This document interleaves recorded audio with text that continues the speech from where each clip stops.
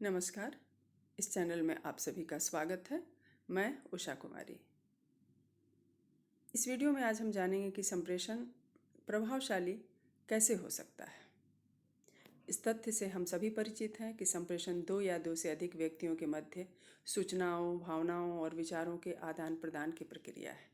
परंतु क्या प्रत्येक संप्रेषण प्रभावशाली होता है?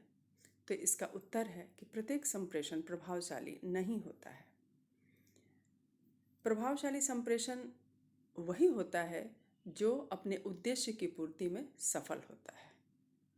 प्रभावशाली संप्रेषण अपने उद्देश्य की पूर्ति में सफल होने के लिए कुछ सिद्धांतों पर निर्भर करता है और ये मौलिक सिद्धांत जिनका उपयोग अगर संप्रेषण में किया जाए तभी वो अपने उद्देश्य की पूर्ति में सफल हो सकते हैं और तभी उनका प्रभाव सकारात्मक रूप से श्रोताओं पर या दर्शकों पर पड़ सकता है।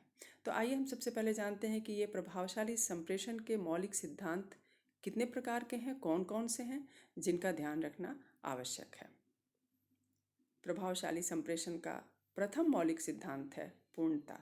कोई भी संदेश पूर्ण होना आवश्यक है। दूसरा है संक्षिप्तता, तीसरा स्पष्टता, उसके बाद शिष्टता, विषयपरकता, विमर्शपूर्णता और शुद्धता।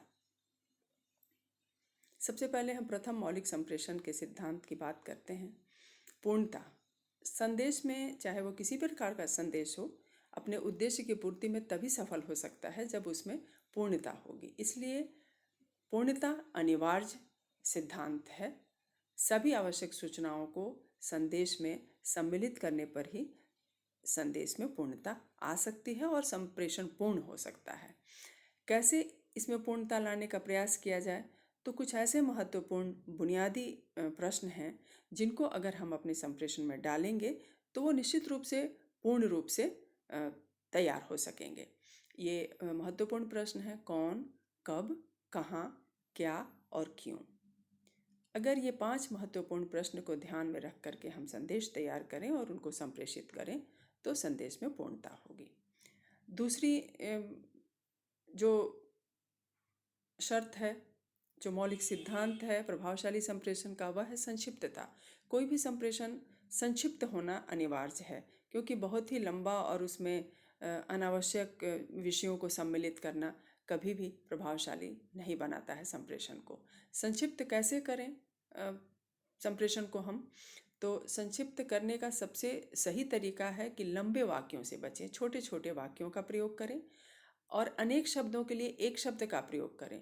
बहुत सारे ऐसे शब्द हैं जिनका अनेक शब्दों के लिए प्रयोग किया जा सकता है बदले में, तो वैसे शब्दों को उससे स्थानांतरित कर दें लंबे लंबे वाक्यों से। प्रासंगिकता का ध्यान रखें। प्रसंग से हटें अगर कुछ उदाहरण हमें प्रस्तुत करने हैं तो हम उसका उपयोग कर सकते हैं, लेकिन बहुत ज़्यादा प्रसंग से हटने पर वो अपना प्रभाव छोड़ देता है। इसलिए प्रासंगिकता का ध्यान रखना बहुत ही अनिवार्य सिद्धांत है। अनावश्यक दोहराव से भी बचना चाहिए। एक ही बात को बार बार कहने से उसका कोई प्रभाव नहीं पड़ता है, इसलिए दोहराव नहीं होना चाहिए। तीसरा मौलिक सिद्धांत है स्पष्टता का। अगर संप्रेषण पूर्ण हो, संक्षिप्त हो, परंतु अगर वो स्पष्ट नहीं हो तो इसका कोई प्रभाव नहीं पड़ेगा। श्रोता को या दर्शक को कुछ भी समझ में नहीं आएगा, वो कुछ भी ग्रहण नहीं कर पाएगा। इसलिए बहुत ही महत्वपूर्ण सिद्धांत है, इसको ध्यान में रखना। प्रभावशाली संप्रेषण को तैयार करने के लिए स्पष्ट होना बहुत ही अनिवार्य है। स्पष्टता कैसे आएगी? तो सरल शब्दों का प्रयोग करके हम अपने संप्रेषण में स्पष्टता ला सकते हैं। बहुत ही क्लिष्ट और कठिन शब्दों का प्रयोग नहीं करना चाहिए। सरल और प्रचलित शब्दों का प्रयोग करें, जो प्रचलन में हैं। बहुत सारे ऐसे शब्द हैं जो प्रचलन में नहीं होते हैं, उनका प्रयोग करने से संदेश का जो संप्रेषण है वो स्पष्ट नहीं हो पाता है और किसी दूसरे अर्थ तक श्रोता को या दर्शक को ले जाता है। इसलिए प्रचलित शब्दों का ही प्रयोग करना ज़्यादा यहाँ पर सकारात्मक प्रभाव देगा। एक और ध्यान देने की बात है कि द्व्यर्थी शब्द का प्रयोग ना करें। जिस शब्द से लगभग दो अर्थ निकलते हों, ये भी हो सकता है, वो भी हो सकता है, ऐसे शब्दों के प्रयोग से बचें।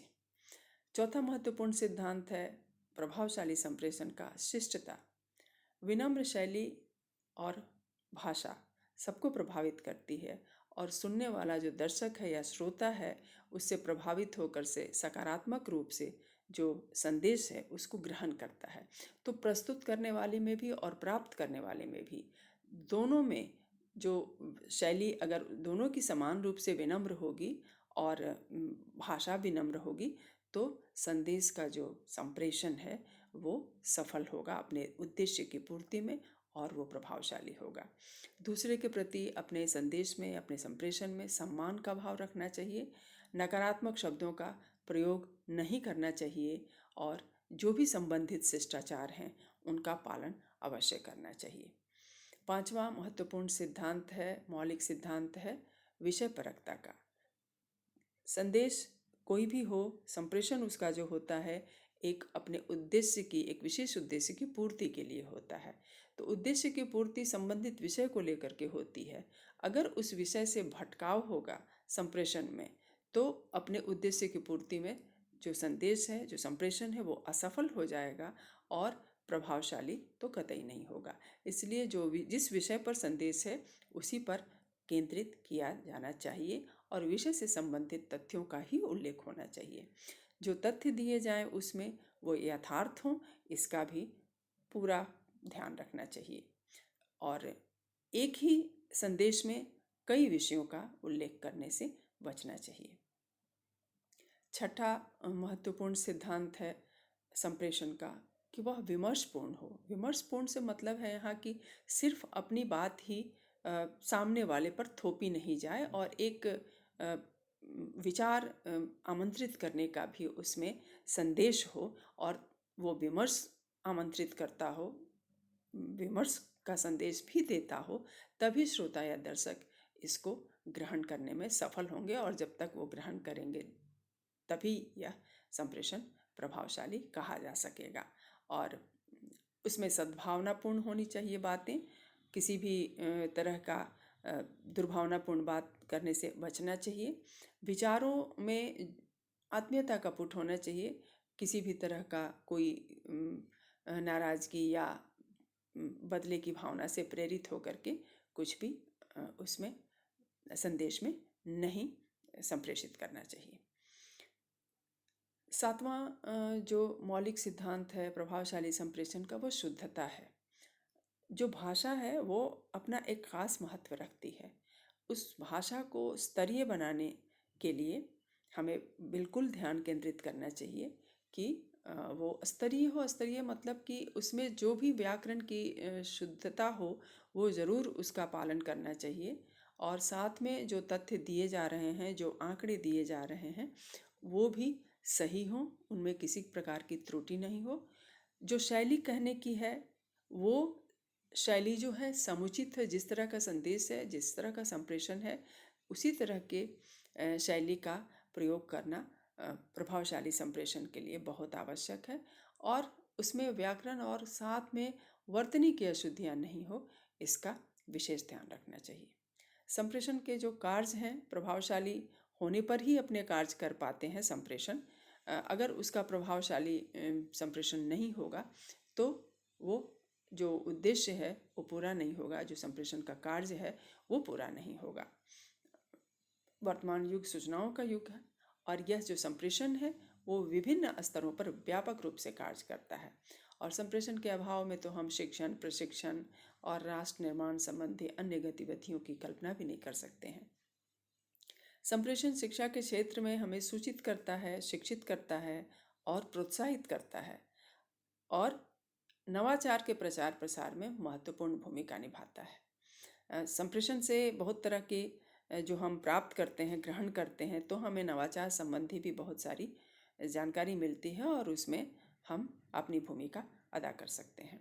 प्रबंधन के क्षेत्र में यह बहुत महत्वपूर्ण भूमिका निभाता है, मैत्रीपूर्ण संबंध स्थापित करता है। कार्यालय में मैत्रीपूर्ण संबंध एक खास महत्व रखते हैं कार्यों के निष्पादन में। तो मैत्रीपूर्ण संबंध स्थापित करने में प्रभावशाली संप्रेषण की बहुत महत्वपूर्ण भूमिका होती है। मानवीय संवेदनाओं एवं भावनाओं को अभिव्यक्त करता है। अब कोई भी कार्य बिना मानवीय संवेदना और भावना के अधूरी है और उसका जितना सकारात्मक प्रभाव होना चाहिए वो नहीं मिल पाएगा। इसलिए जो प्रभावशाली संप्रेषण है वो मानवीय संवेदनाओं और भावनाओं की अभिव्यक्ति करता है सकारात्मक रूप से। स्वस्थ प्रतियोगी वातावरण का निर्माण करता है। जब हम प्रभावशाली संप्रेषण करेंगे, नकारात्मकता से बचेंगे, तो यह एक प्रतियोगी वातावरण जिसमें स्वस्थ प्रतियोगिता हो का निर्माण करता है, जो विकास में बहुत मदद करता है। अपने उद्देश्य की पूर्ति में योगदान करता है। जिस उद्देश्य के लिए संप्रेषण किया जा रहा है और उससे जो भी संबंधित दूसरे कार्य हैं, उन सब उद्देश्यों की पूर्ति में प्रभावशाली संप्रेषण योगदान करता है। बहुत सारी समस्याएं भी कार्यालय में व्यवहार में आती रहती हैं और उन समस्याओं के निराकरण में भी बहुत ही महत्वपूर्ण भूमिका है प्रभावशाली संप्रेषण की। और एक बहुत महत्वपूर्ण कार्य करता है संप्रेषण, नेतृत्व क्षमता का विकास करता है। अगर प्रभावशाली संप्रेषण आप करते हैं तो आप में एक तरह की नेतृत्व की क्षमता भी, लोग आपकी बातों को ग्रहण करते हैं और फीडबैक आपको जो मिलता है उससे आपके अंदर नेतृत्व क्षमता का विकास होता है। और पूरे समेकित रूप से ये पूरे प्रबंधन को बेहतर और सक्षम बनाता है। राष्ट्र निर्माण के क्षेत्र में इसकी बहुत बड़ी भूमिका है। सामाजिक सामंजस्य स्थापित करता है। जो प्रभावशाली संप्रेषण होता है, जो सकारात्मक संप्रेषण होता है, वो सामाजिक सामंजस्य स्थापित करता है, एक विकसित समाज के निर्माण में अपना योगदान करता है और राष्ट्र के विकास में महत्वपूर्ण भूमिका निभाता है। तो ये थे प्रभावशाली संप्रेषण के मौलिक सिद्धांत और उसके कार्य। आज के इस वीडियो में इतना ही। अगले वीडियो में हम एक नए टॉपिक के साथ मिलेंगे। इस वीडियो को देखने के बाद अपना फीडबैक मुझे ज़रूर दें। धन्यवाद।